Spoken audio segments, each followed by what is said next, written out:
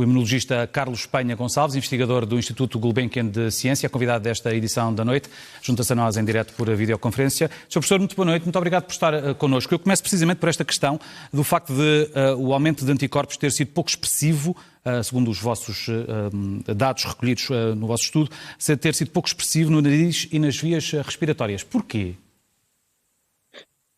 Bem, boa noite. O estudo que fizemos foi um estudo com a vacina Pfizer, que foi realizado em profissionais de saúde num centro hospitalar de Lisboa, Centro Hospitalar de Lisboa Ocidental, que foram vacinados em janeiro. E nós acompanhámos a resposta imunológica destes profissionais de saúde ao longo do tempo e até agora.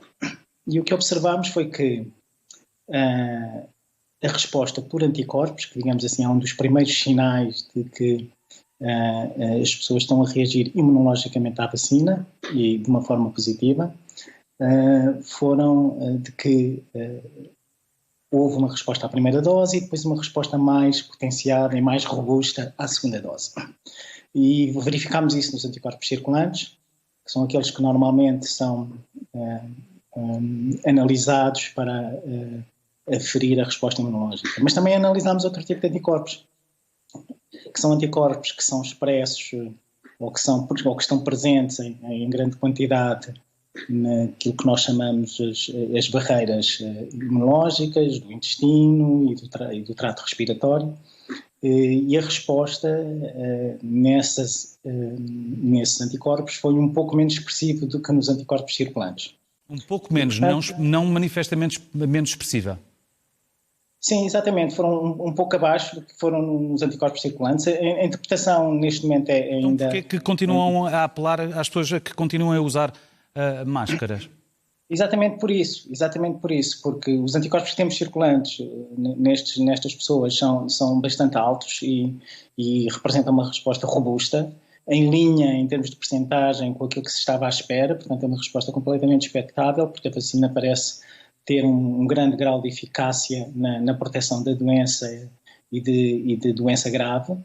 E, portanto, estávamos à espera desta resposta muito forte. Estávamos também à espera de uma resposta muito forte ao nível das respostas dos anticorpos que normalmente se localizam nas mucosas respiratórias. Isso não aconteceu tanto e, portanto, se calhar é uma resposta que neste tipo de vacinas que são novas, estas vacinas de RNA, e daí o interesse em estudá-las, pode querer dizer que as pessoas estão protegidas de doença, mas é menos claro que elas possam estar protegidas de serem portadoras assintomáticas do vírus. No entanto, 2 pessoas inoculadas foram infectadas. Já se sabe e já se percebeu em que circunstâncias e porquê que elas foram infectadas? Não, ainda não percebemos. Mas há uma coisa que nós temos que perceber todos, é que estas vacinas foram anunciadas como vacinas que dão 95% de proteção ou um pouco mais de doença sintomática. O que estamos a ver é que há uma fração de pessoas, e isso é expectável, que têm a doença depois de ser vacinadas. Se realmente a proteção é de 95%, quer dizer que em 100 pessoas vacinadas, se elas forem expostas ao vírus, 5 vão desenvolver doença. E nós temos que estar preparados para esse efeito. Portanto, não é um efeito... Porquê é que essas podem desenvolver doença? Tem a ver com a genética dessas pessoas e com características específicas? São normalmente características individuais que levam, digamos assim, a essa diferença de resposta, não é? E são fatores, e pode ter a ver com fatores genéticos, e normalmente tem a ver com fatores genéticos, também pode ter a ver com algumas outras infecções que a pessoa tenha tido, que possam interferir com a resposta à vacina, mas o que temos que estar preparados é exatamente para que a vacina não é, digamos assim, um escudo completo contra a infecção. Há pessoas que, apesar de vacinadas, vão ficar doentes e, por isso, mais uma vez, é muito importante que as pessoas saibam e tenham a consciência que, apesar de estarem vacinadas, têm que manter as medidas que são medidas de proteção respiratória, inclusivamente... sanitária, basicamente. Doutor, deixa-me perguntar ainda em relação a estas 2 pessoas inoculadas. Que desenvolvimento da doença é que elas tiveram? Eu não tenho dados muito precisos acerca disso. Tenho ideia que não é doença grave. Estas pessoas estão a ser seguidas como deve ser pelos serviços de saúde ocupacional do Centro Hospitalar de Lisboa Ocidental, mas não tenho notícia que a doença tenha sido grave. Portanto, mais provavelmente foi uma infecção, digamos assim, moderada. Mas chegaram a ter sintomas, portanto?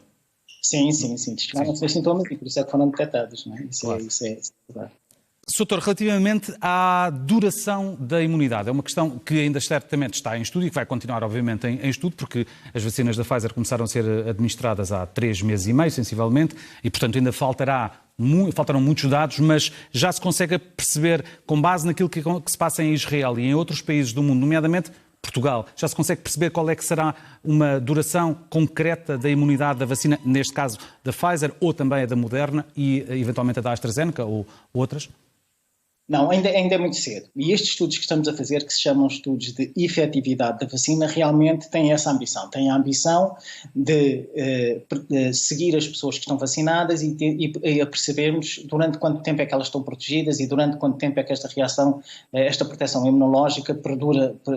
E nós vamos fazer estes estudos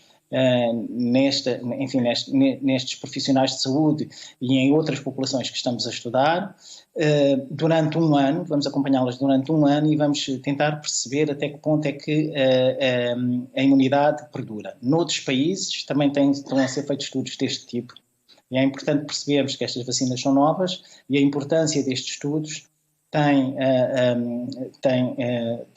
digamos assim, a relevância de aferirmos parâmetros que não foram aferidos durante os ensaios clínicos. Os parâmetros no vosso estudo, tem informação também de, entre as pessoas que ficaram infectadas, se elas tiveram carga viral suficiente para poder passar a outras pessoas?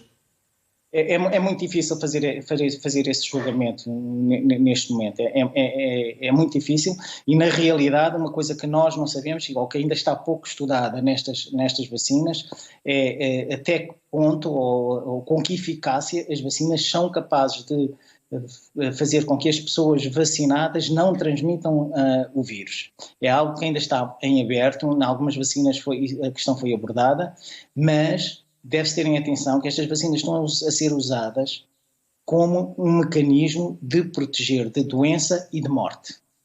Esse é o principal instrumento que neste momento nós temos para proteger a população dos efeitos mais nocivos da infecção. Estamos a falar que tenha de levar à hospitalização, como é óbvio. Sr. Professor, o nosso tempo está quase a terminar. Eu queria só fazer-lhe uma pergunta rápida e pedir-lhe também uma resposta o mais rápida possível, por favor. Há ideia de, no futuro próximo, neste ano, haver mais mutações de vírus? Quantas e com que grau de gravidade? É difícil prever, mas uma coisa nós já sabemos. Este vírus apresenta mais mutações daquilo que nós inicialmente esperávamos e surpreendeu por essa razão. É óbvio que, e portanto isto vem de estudos, enfim, que se fazem ao longo do tempo, é óbvio que a acumulação e o aparecimento de novas variantes está muito relacionado com o número de pessoas que estão infectadas, porque quanto mais pessoas estiverem infectadas, maior é a probabilidade que apareçam variantes novas. Portanto, manter o número de infecções baixas é também um mecanismo de prevenção da criação de novas variantes. Exatamente. Sr. Professor Carlos Penha Gonçalves, muito obrigado por ter estado connosco nesta edição da noite. Muito boa noite. Obrigado.